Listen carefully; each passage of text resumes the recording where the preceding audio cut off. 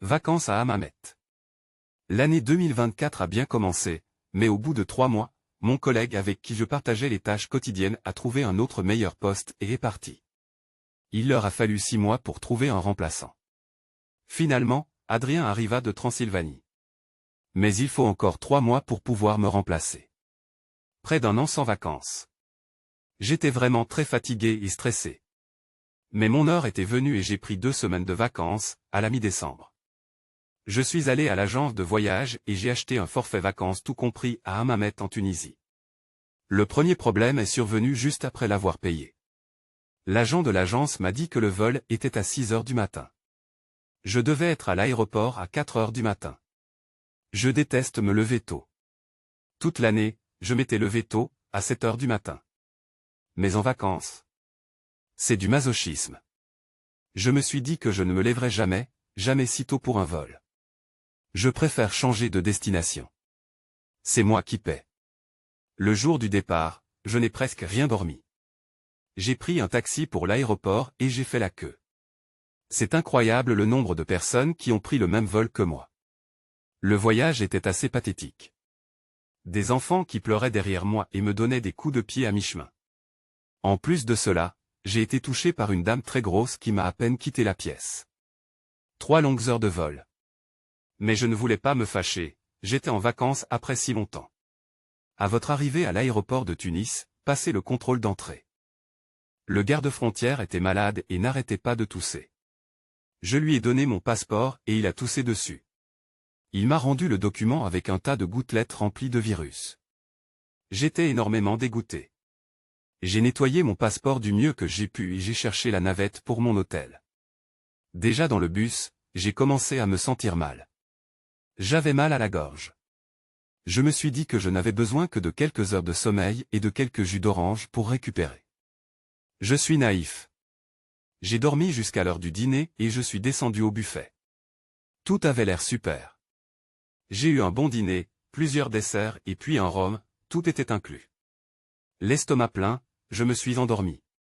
Demain, mes vacances commenceraient vraiment. Puis mon cauchemar a commencé, jamais mieux dit. Il était malade. Le garde-frontière m'avait infecté et j'avais de la fièvre. Il toussait beaucoup. J'ai dormi presque toute la journée au milieu d'un délire. Je me voyais dans une sorte de prison aux murs glacés et moi en convulsions. Dans mon rêve, il y avait d'autres personnes avec moi, dans de meilleures conditions que moi. Mais tout prisonniers. L'un d'eux a déclaré, « Ils nous ont abandonnés, c'est pourquoi nous sommes prisonniers jusqu'à notre mort. » D'autres n'ont fait que gémir. Je ne savais pas quoi penser.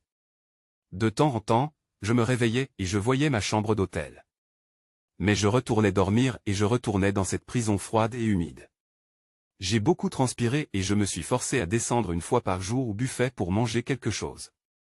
Mais ce que je voulais vraiment, c'était retourner dans mon lit et dormir. Le 5e jour, quelque chose a changé dans mon délire. J'ai rêvé que mes geôliers venaient avec une sorte de saint. C'était un moine qui portait des vêtements sales, mais tout le monde avait beaucoup de respect pour lui. Il nous a montré 3 petites cordes qu'il portait dans sa main droite. L'un des gardiens qui parlait ma langue a dit, « Rares sont les 3 poils sacrés de la barbe du prophète. » Je ne sais pas pourquoi je l'ai fait, mais je me suis levé et j'ai touché les 3 cheveux. Puis je suis tombé par terre. Il était toujours malade, tout à fait malade. Tous mes geôliers se sont mis à crier et à rire. Il semblait qu'ils aimaient beaucoup mon numéro. Ils m'ont fait sortir de la cellule et m'ont enlevé mes chaînes. Ils m'ont emmené dans la salle des gardes et m'ont donné à manger et à boire. J'ai senti mes forces revenir. Je me suis réveillé beaucoup mieux, affamé. Descendez au buffet et prenez le petit déjeuner comme un roi. Jus d'orange, œufs au bacon, gâteau d'hiver. Je pensais que mes vacances commençaient maintenant, une fois que je me serais remis de ma maladie. De plus, c'était la veille de Noël. La journée était parfaite, j'ai longé la plage. Je me suis baigné dans la piscine chauffée. Et pour terminer un dîner spectaculaire à l'hôtel. J'ai bu quelques rhums pour fêter ma guérison. Mais comme je suis prudent et encore un peu convalescent, je ne me suis pas couché trop tard. Il avait acheté une excursion pour le lendemain à la Médina de Hammamet. Mon rêve cette nuit-là était très étrange. Mes anciens geôliers étaient comme mes amis. Ils m'ont appris à me laver les pieds, les mains, la bouche, puis ils m'ont emmené à leur mosquée. Quelqu'un m'a dit que maintenant je m'appelais Youssouf Javivi. Et ils voulaient que je commence à prier avec eux. Qu'il était maintenant musulman jusqu'à sa mort. Je pensais qu'ils étaient fous. Ils voulaient que je me convertisse à l'islam le jour de Noël. Je leur ai crié non. J'étais chrétien, c'était le jour de la naissance du Christ roi, l'enfant Jésus. Je n'allais pas me convertir à l'islam et encore moins ce jour-là. Tous les morts étaient très en colère. Ils m'ont crié dessus, m'ont battu et m'ont renvoyé à la prison où j'étais auparavant. Le pire, c'est qu'un des gardes m'a dit, donc, vous ne voulez pas être musulman, maintenant vous serez un esclave jusqu'à la fin des temps. Il a pris un fer chaud et m'a brûlé la main droite. Cela m'a laissé une marque en forme de croissant. Je me suis réveillé trempé de sueur. Mais pas tant à cause de la maladie dont il sortait déjà, mais à cause du souvenir de la brûlure. Je ne crois pas aux coïncidences. Mais ce matin-là, l'impossible s'est produit. Je descendis pour déjeuner, méditant sur mon étrange rêve. Comme d'habitude, je me suis fait 3 morceaux de pain grillé. Les 2 premiers se sont bien passés, mais le 3e s'est coincé dans le grille-pain. J'ai essayé de l'arracher avec une fourchette et malheureusement moi-même, je me suis brûlé la main droite. Juste au même endroit où j'ai été marqué dans mon rêve. Ça faisait très mal, je suis allé tout de suite à l'infirmerie de l'hôtel et ils m'ont mis une crème qui m'a quelque peu soulagé. L'infirmière m'a dit, ça n'a pas l'air bien, ça peut avoir une cicatrice. Quelle chance j'ai. J'avais réservé l'excursion la veille et je ne voulais pas la rater. J'ai pris le bus pour Hammamet. La Médina n'avait rien de spécial. Des ruelles blanches qui ressemblaient à un labyrinthe et beaucoup de boutiques et de Tunisiens qui voulaient vendre n'importe quoi.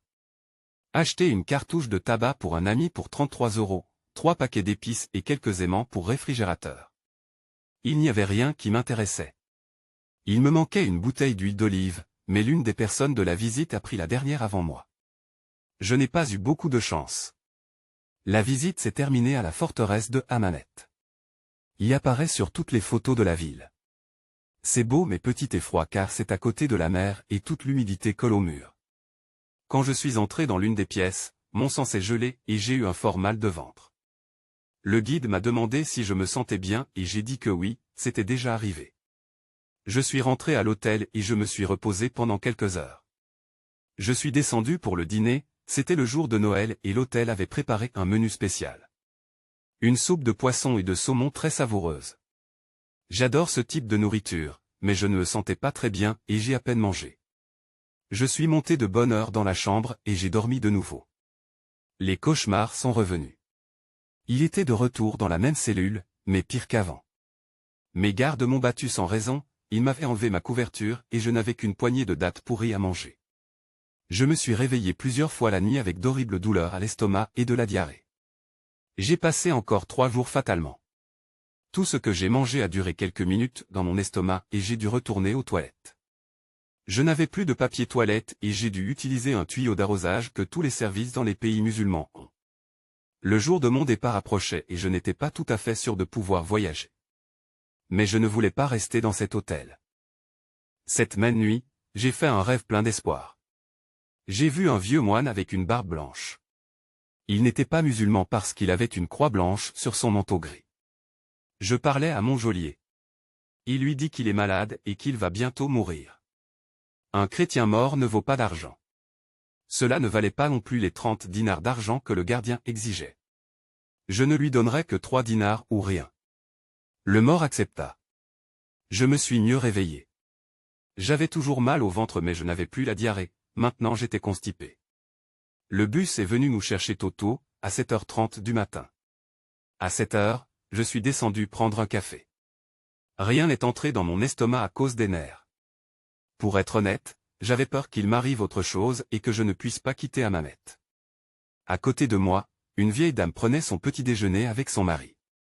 Je suis allé à la réception en attendant le bus qui m'emmènerait à l'aéroport et de là à rentrer chez moi. C'est à ce moment précis que la malédiction d'Hammamet m'a passé et que j'ai cherché une nouvelle victime. Le mari de la vieille dame est venu en courant à la réception et a dit que sa femme était tombée et qu'il pensait que sa hanche avait été cassée parce que sa jambe était comme disloquée. Les réceptionnistes sont devenus très nerveux et ont appelé une ambulance. L'ambulance est arrivée peu de temps après et en 3 minutes notre bus pour l'aéroport. Je suis rapidement monté dans le bus et de la fenêtre, j'ai vu comment ils ont emmené la dame sur la civière. En effet, quelque chose s'était cassé. La jambe était dans une position étrange et elle souffrait beaucoup parce qu'elle n'arrêtait pas de gémir et de sangloter. Tout le voyage, j'ai pensé à la chance que j'avais. Si je m'étais cassé la hanche, je serais maintenant à l'hôpital jusqu'à ce que je sois opéré. Et peut-être ne quitterait-il jamais Hammamet. Ce n'est qu'au passage du contrôle frontalier que je me calme. Le policier m'a dit, « J'espère que vous avez apprécié vos vacances, revenez bientôt à Hammamet. » Je n'y retournerai jamais, c'est très clair pour moi. C'est ainsi que se sont terminées les vacances en Tunisie, après une année de travail acharné sans presque aucun repos. Je pense encore aux leçons que j'ai apprises de cette expérience.